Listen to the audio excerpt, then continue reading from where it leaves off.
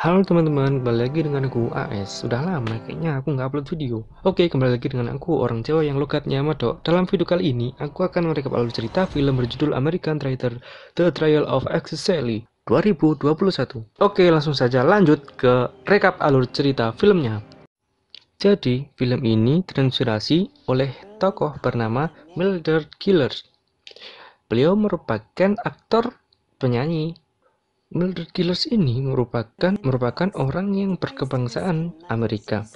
Dia memiliki nama lengkap Mildred Elizabeth Gillespie. Dia adalah orang Amerika yang dipekerjakan oleh Nazi Jerman untuk menyebarkan propaganda poros selama Perang Dunia Kedua. Jadi film itu menjelaskan bagaimana dia itu telah dicap oleh pengkhianat oleh orang-orang Amerika pasca Perang Dunia Kedua. Jika melihat judulnya, Anda akan menjustis bahwa tokohnya adalah memang pengkhianat. Tetapi sebenarnya tidak demikian. Makanya Anda wajib untuk menonton full filmnya untuk mengetahui bagaimana isi hati wanita tersebut. Untuk itu, saya akan berusaha untuk merekap alur cerita film sesuai apa yang saya lihat dan apa yang saya tonton.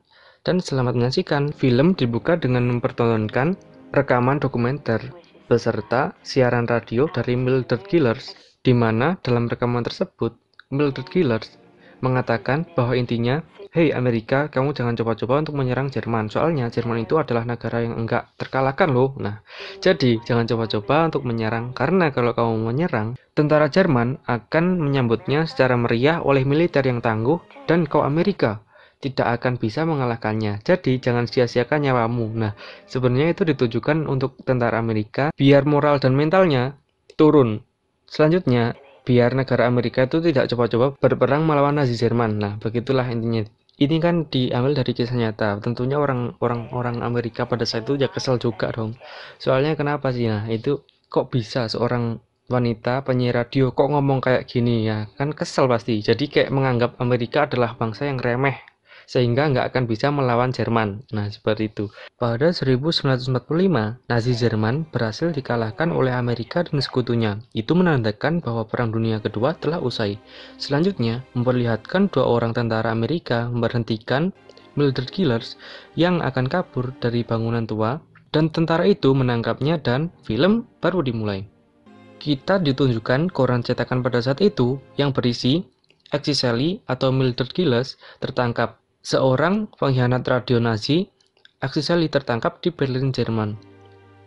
Pengadilan kejahatan perang ditetapkan untuk Axis Sally. Suara radio Nazi, Mildred Gillespie, akan mendarat di ibu kota hari ini. Selanjutnya, kita diperlihatkan seorang Mildred Gillespie yang sedang menaiki pesawat dari Berlin, Jerman menuju ke Bandara Nasional Washington DC dengan didampingi oleh tentara perempuan Amerika.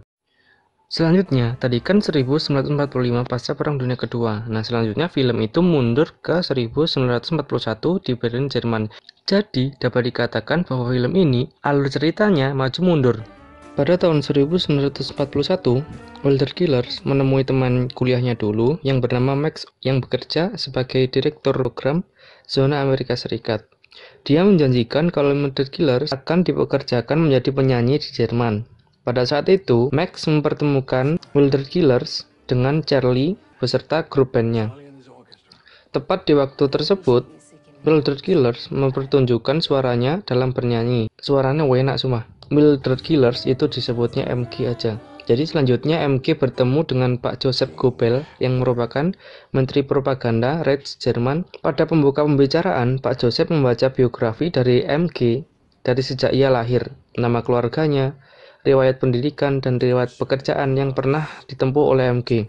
Jadi pokoknya di situ MG sedang diinterview sama Pak Menteri mengenai apa kelemahannya. Terus mengapa saya harus mempekerjakanmu? Nah, MG itu menjawab, karena aku adalah yang terbaik. Nah, setelah itu Pak Menteri memberi nasihat-nasihat gitu, entah ini doktrin atau nasihat. Jadi pokoknya Pak Menteri itu mengatakan bahwa kata-kata yang diucap dengan pemilihan kata yang tepat adalah senjata paling ampuh di dunia. Dengan itu, Pak Menteri sangat yakin sekali dapat memenangkan perang. Maka gak heran kalau Bapak yang satu ini adalah Menteri Propaganda. Pak Menteri juga bilang kalau propaganda akan bekerja dengan baik saat mereka dimanipulasi untuk meyakinkan khalayak umum. Selanjutnya, Pak Menteri membriefing MG untuk di depan mic rekaman dan melakukan training terlebih dahulu dengan memperkenalkan siapa dirinya dan untuk apa dia berada di depan mic tersebut. Dan ingat ya, setiap melakukan perekaman itu, MG selalu diberikan kertas yang berisi skrip, dan semua kata-kata itu adalah requestan dari Pak Menteri. Kata-katanya mirip kayak yang di awal film tadi, yang mengatakan bahwa tentara Amerika jangan coba-coba untuk melawan Jerman, karena Nazi Jerman memiliki tentara yang tangguh. Nah, sesi training ini ditutup dengan MG menyanyikan sebuah lagu.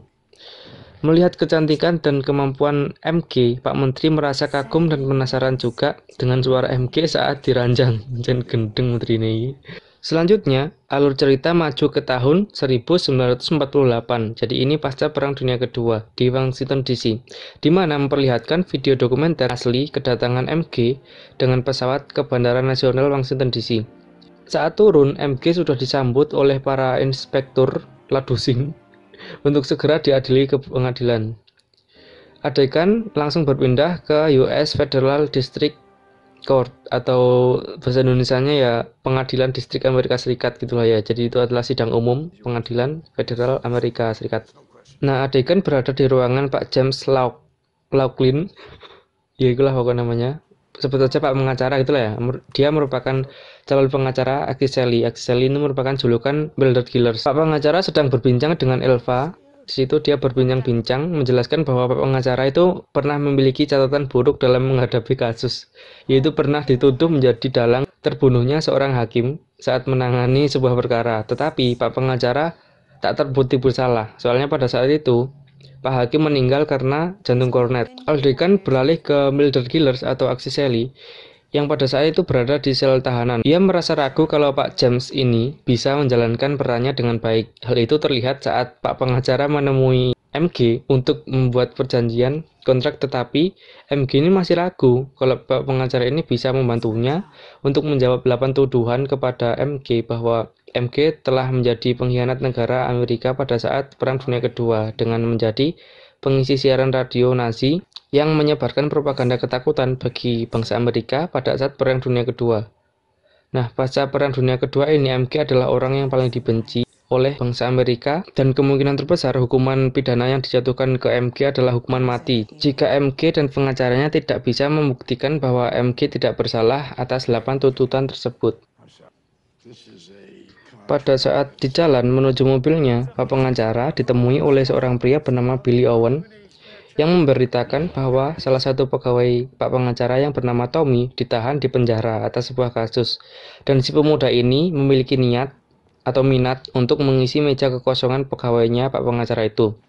Dengan berat hati, Pak pengacara menyetujuinya dan anak muda itu diberikan uang oleh Pak pengacara untuk membeli jas dan sepatu untuk dipakainya saat mendampingi sidang. Alur cerita mundur kembali pada tahun 1941. Itu saat MG masih menjadi penyiar radio Nazi Jerman, tepatnya di Berlin, RRG Radio. Terlihat MG sedang menyanyikan sebuah lagu dan didampingi oleh Charlie dan para anggota bandnya. Lagu yang dibawakan adalah lagu yang menyentil para tentara Amerika. Di sela-sela lagu itu, MG membacakan skrip dari Pak Menteri yang intinya berisi menyindir Inggris. Intinya, hei Inggris, kenapa kamu berpihak kepada Amerika? Padahal kamu loh bukan temannya Amerika. Seharusnya kamu berteman dengan Jerman karena Jerman adalah penyelamatmu. Nah, siaran itu diperdengarkan di Amerika tentunya. Nah, mendengar siaran itu tentunya tensi untuk berperang akan semakin meningkat dong. Alur cerita maju ke depan. Kita diperlihatkan koran yang berisi pengadilan pengkhianat dimulai hari ini. Selanjutnya, Axel Sally akan mendapat hukuman mati.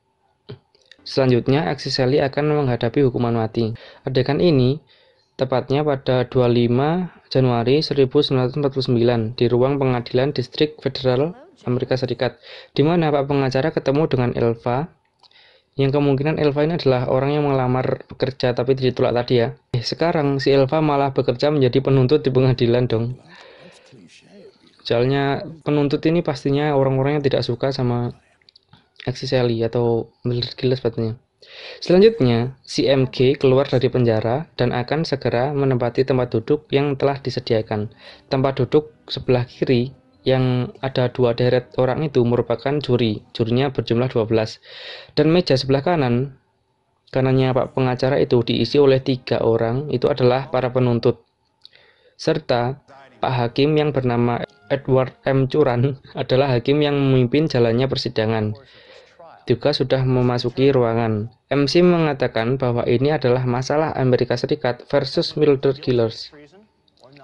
Sidang diawali oleh penuntut yang bernama Kelly, nah itu si botak. Dipersilakan oleh hakim untuk mengajukan tuntutannya di depan juri dan hakim. Si botak itu mengatakan bahwa seorang Axis Shelley ini adalah murni pengkhianat Amerika. Dia menjadi penyiar radio propaganda Nazi Jerman dan mengganti namanya dari Mildred Killers menjadi Axis Shelley.